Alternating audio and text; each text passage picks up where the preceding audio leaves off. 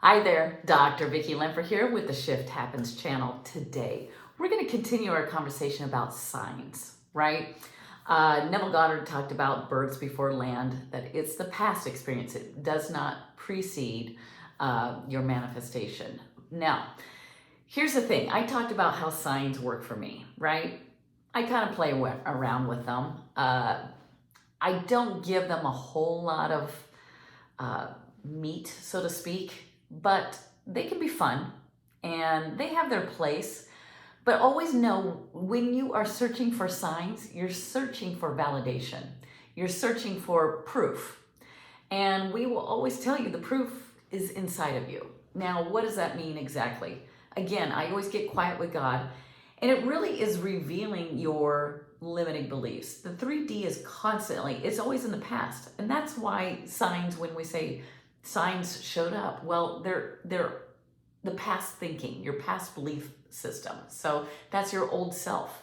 And if you see something that, but you can also have fun with it and just allow yourself to have fun with it. Because sometimes signs we kind of misconstrue signs and coincidences, right?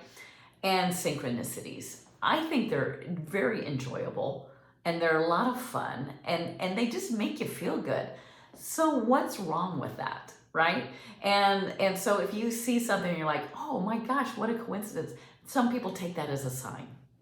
Well, it is kind of. You're on the right path. It made you feel good. It's like, oh, well, that's a nice little God wink, or, a little something from the universe saying, I got you. Because why not, right? You just have to be careful how much you're relying on these signs, right? If you're constantly asking for signs, well, that means we need to kind of slow down and kind of get back to who you are. And that's where that self-concept, and really, I'm about self-love, because when you fill yourself up with self-love, you are able to stand in your power and stand calm in the midst of chaos. What does that mean? When you're in the middle of, 3D showing you things that just aren't going well, I guess that could be a sign. It's a sign that, hey, your belief system isn't really matching up with your true power, your true alignment with God. Okay? So that could be a sign. So yeah, signs are real, but take it for that and accept it and allow yourself to shrug off those old belief systems and go right back to your new self, meaning, hey, I'm going to accept myself as that powerful, beautiful person that's aligned with God, that allows God to work through you as you. And that is really, truly at the core of who you are. You are whole, perfect, and complete.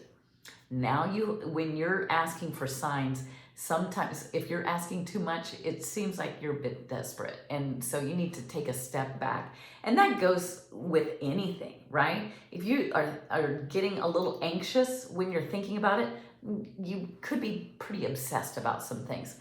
That is a big sign to let you know, hey, you might want to get off the subject a little bit. And because it's just not healthy. It's not healthy to think about a subject, whether it's money, a love life, some family member, or relationships at work.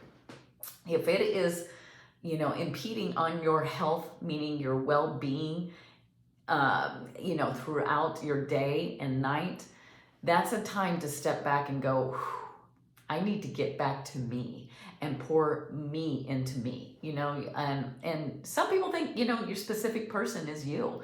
And it really is, because everything begins and ends with you, right? And so really your number one relationship is your relationship with yourself, with God.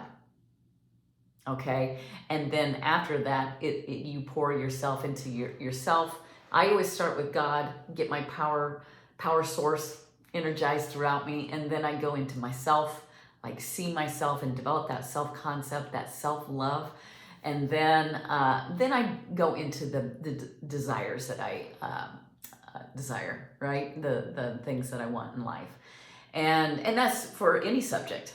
I know with specific persons or a specific person, I did manifest a specific person, but mine was a group of women at work that really showed me my limiting beliefs. And deep down, I knew it.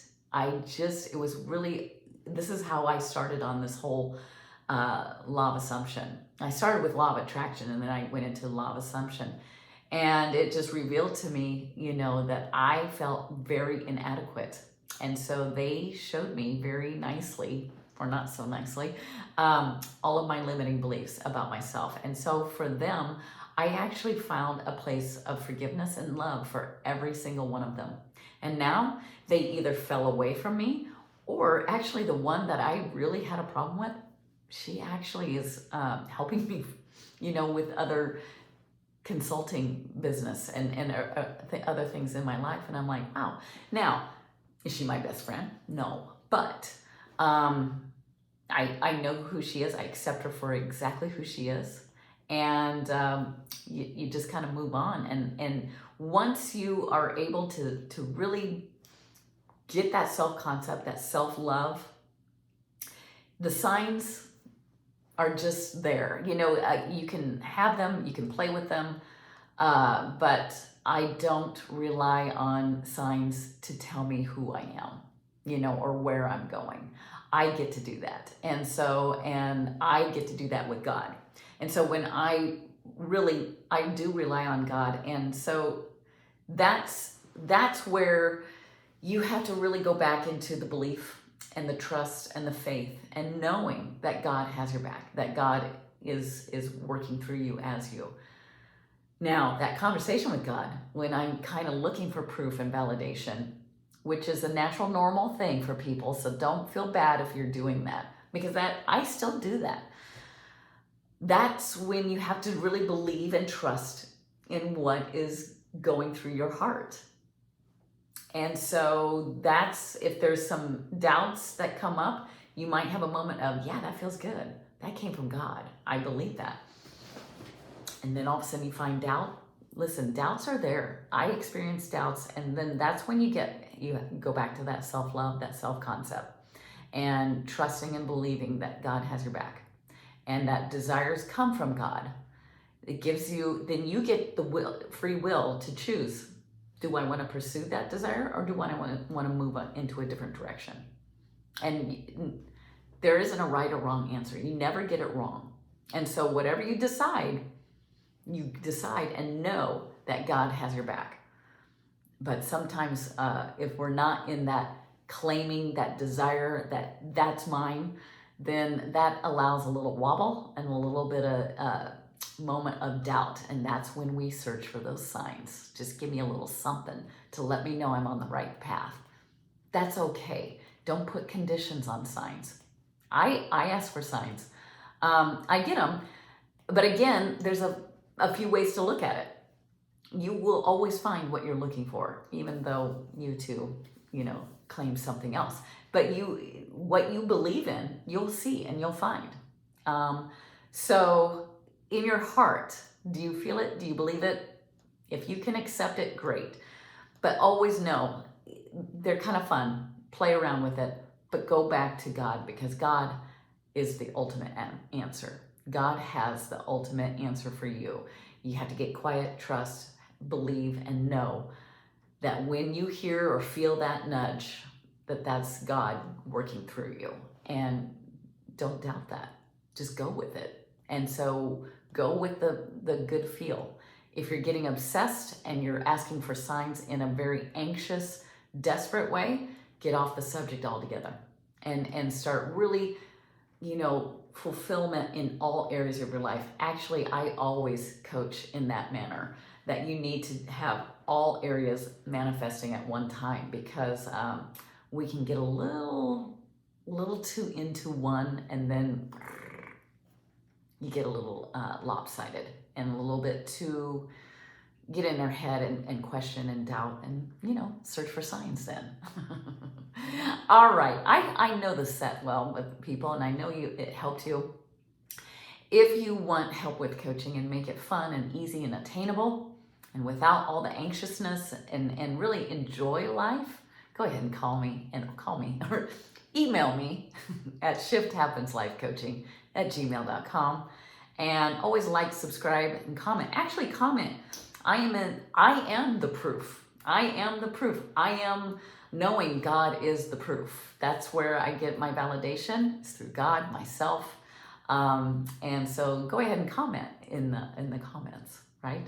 Until next time. Take care. Love ya. Bye-bye.